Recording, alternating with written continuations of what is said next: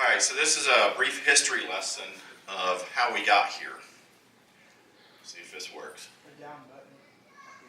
There we go. All right, history of the ALK Positive Support Group. As many of you know, in our conversations with some of you, how the group formed, Marita and I both were quite frustrated with the information, or the lack thereof, that we found on the internet. The threads on Inspire, which was our primary source of finding people like her,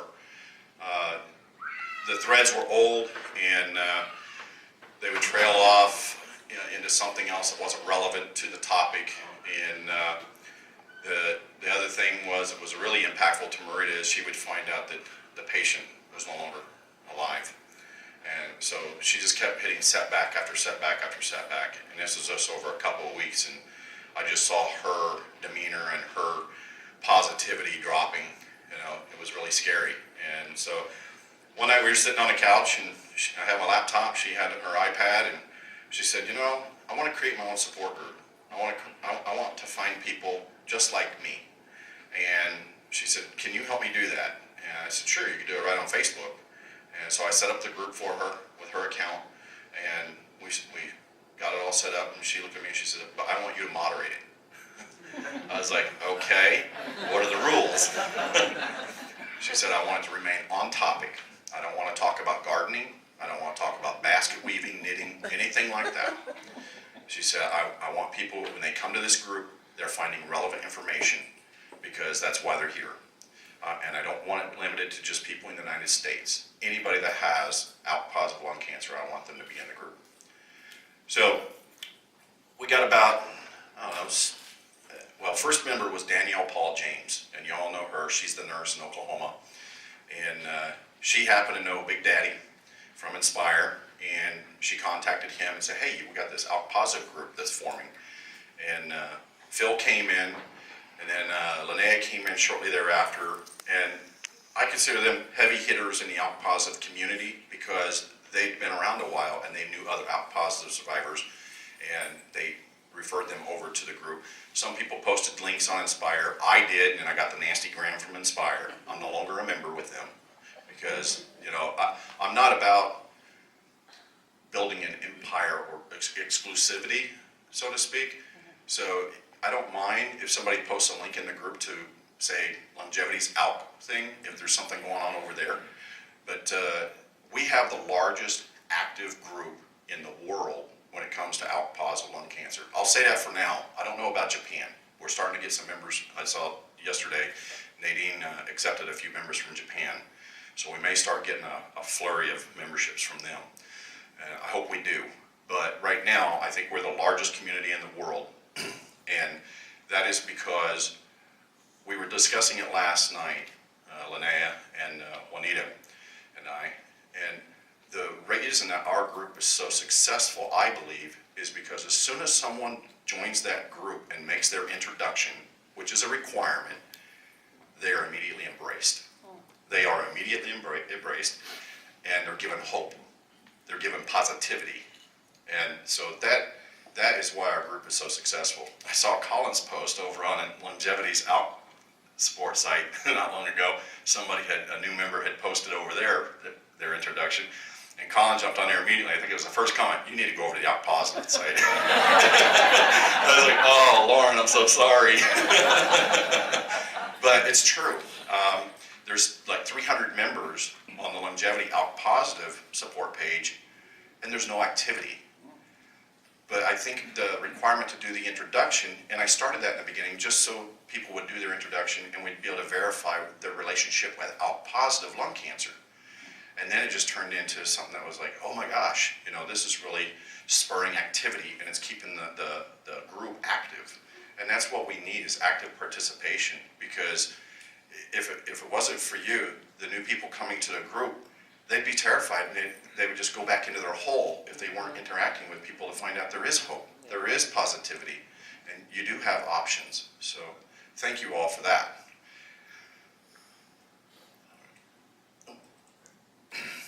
This is a video snippet. Takeda came to our house in February, and they did a video of us and this is only a 1-minute snippet. This was played at Marita's service, and Takeda came there, the representative, and did part of her eulogy. But they did a video wanting to learn about ALK positive, as well as how their medications have helped ALK positive lung cancer patients. And now I told him, I said, Marita only took it for 4 weeks, and the leptomeningeal train had already left the station, and so it didn't really slow it down. But it was the best, easiest medication she ever took. And in fact, she had foot drop on the lectinib, and after 4 days on bergotinib, she started moving that leg again. So I mean, it was a phenomenal drug in my opinion, and no side effects for her. But Takeda wanted to do a video for their annual corporate meeting of their employees, their researchers, and their investors. And I'm waiting to get the full video. I understand there's two. One is to the point, the other one's a love story, our love story. But this is a 1-minute snippet. That was my frustration, finding up-to-date information, finding people that were experts in the ALK domain. It was very hard. So Marita decided, well, the only way I am going to connect with other people is I'm going to create a group. I created that Facebook group right after I was diagnosed with stage 4 lung cancer, and I was ALK positive. The group is made up primarily of ALK positive patients. The group provides information, support, and empathy on a worldwide basis. I think the future of ALK positive, our Facebook group, is going to be growing in numbers. We're going to be sitting at the table at pharmaceutical companies. We're going to be sitting in front of Congress. We're mobilizing, and we're going to make a dent in this.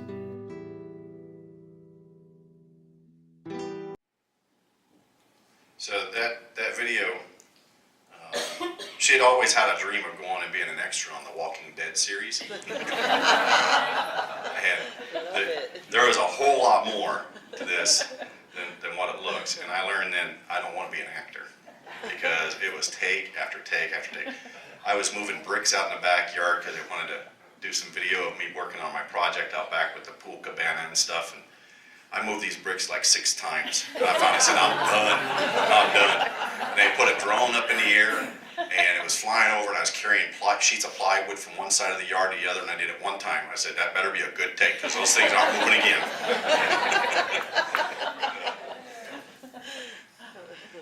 All right, so the outreach management group. About 17, 18 months ago, we lost a member in the group. His name was Michael Smalling. Michael was a very positive, very outgoing guy. He energized people. And Michael fell ill rather rapidly, and he passed very unexpectedly. And it had a profound effect on the group. I mean, the group really went silent for several days. It set people back on their heels because it was so unexpected. And I was already thinking, you know, what are we going to do? Yeah, we got the support group, but there's got to be something more we can do. But I was kind of, I was at a wheel chalk. I couldn't get over it. And Laura had messaged me, Laura Greco, and she said, Tom, I'd like to talk to you. So we got on the phone and we talked, and she basically said, I'm done sitting around waiting to die. I want to fight this. We need to do more. Lung cancer research isn't there. The funding isn't there. You know, when you're talking $100,000 per diagnosis for breast cancer for research versus $700 per diagnosis for lung cancer, there's a huge disparity there. So Laura was like, we need to fundraise. We need to fight this. We need to save our own lives. And I was like, Laura, I'm so glad you called me, because this is the next step.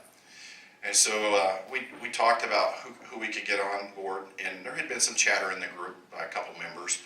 I said, you know, one of the people I know that I really want to have is Phil.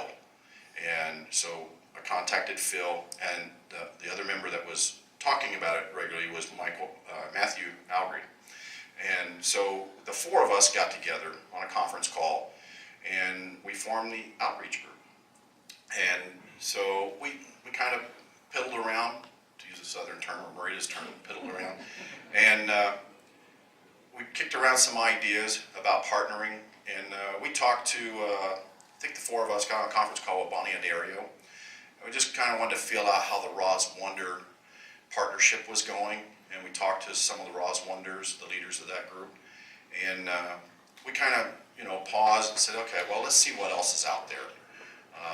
And so in July, we brought on some more members, Andy, Jenny, Linnea, and I think a couple others we brought on board. I can't remember exactly. But we expanded the outreach group. And that's when we went farther and we went and talked to a couple other organizations. But when we finally met with Longevity, I mean, it was like we just walked into our own home. I mean, they wrapped their arms around us and said, we can do for you. We want you with us. And we said, well, we want to fundraise, but we don't have the means to do it. We don't know how to do it. And they said, well, why don't you just do it under our umbrella or a 501c3, and we will earmark everything that you raise for ALK Positive research. We won't use it for any of our expenses or anything. And we'll let our scientific review team review the grants that you want to do. It's like, oh my gosh, we didn't even have to ask for it. They just offered it up. And we actually changed how Longevity is going to do business in the future, because our reviewers were, our patients and members were on that scientific review team as well as a first level reviewer. And they'd never had patients involved in the scientific review team selecting grants. And they were like, wow, your perspective is completely different than we have ever experienced. And we're going to do this from now on. So we just changed things just by being present, not actively going out to change something. So that's the impact that we have as a large group. And we have a fantastic member, Michael McCarty, who's an attorney, and he's the one that wrote the bylaws for us, the skeleton, and we just improved upon what he did a little bit. Didn't have to do a whole lot. He was quite thorough in it. And so then in May, we held an election, and we elected president, vice president, and Phil became the president. I'll leave it at that. All right. He was elected vice president. He became the president. And then we had a whole later election to fill the vice president vacancy, and Linnea was elected vice president. I was appointed as the chairman emeritus for life. That position was held for Marita, but upon her passing, they changed the bylaws and put my name in there.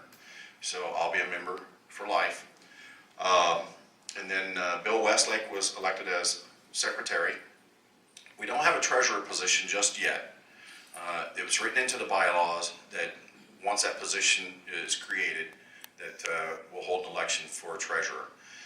And then we have our committee chairs that were appointed by the elected officers. And Colin is our medical pharmacy advocacy chair. Gina Hollenbeck is our fundraising chair. Shelley Inger Schreibenbeck, I think is how I say her name, is a medical that should be media and political advocacy. And then Rhonda Jones-Megstroth as the Alliance membership chair. And we're kind of changing things up just a little bit. Shelley is very deeply involved in the political advocacy, and she really doesn't have the time to put into the media side. And Rhonda's position on the Alliance membership committee doesn't really bog her down. It's not a lot of work. So she's volunteered to take over the media side, and she has quite the powerhouse team she's putting together, and you're going to see the media side, the website improving. You're going to see the Twitter feed, where we're getting another social media feed, but I'll leave that for somebody else. But that's pretty much our organization. And our goals. The Outreach Management Group's goal, number one goal, is to improve the life expectancy and quality of life of ALK positive lung cancer patients. That's why we exist. Those are our marching orders right there. All right. So if you ever think that we're not trying to work on that goal, just let us know. But I don't think you'll ever be let down. And then these are our current members, and oh, yeah, I got all joggled up. Okay. Well, I think you can make it out eventually. It was like Scrabble. But again, thank you all for coming. I think you're going to be very pleased with the presentations that we have from our committee chairs and our elected officers to let you know where we're going with this. And we have a few other videos and things for you. So thank you all very much.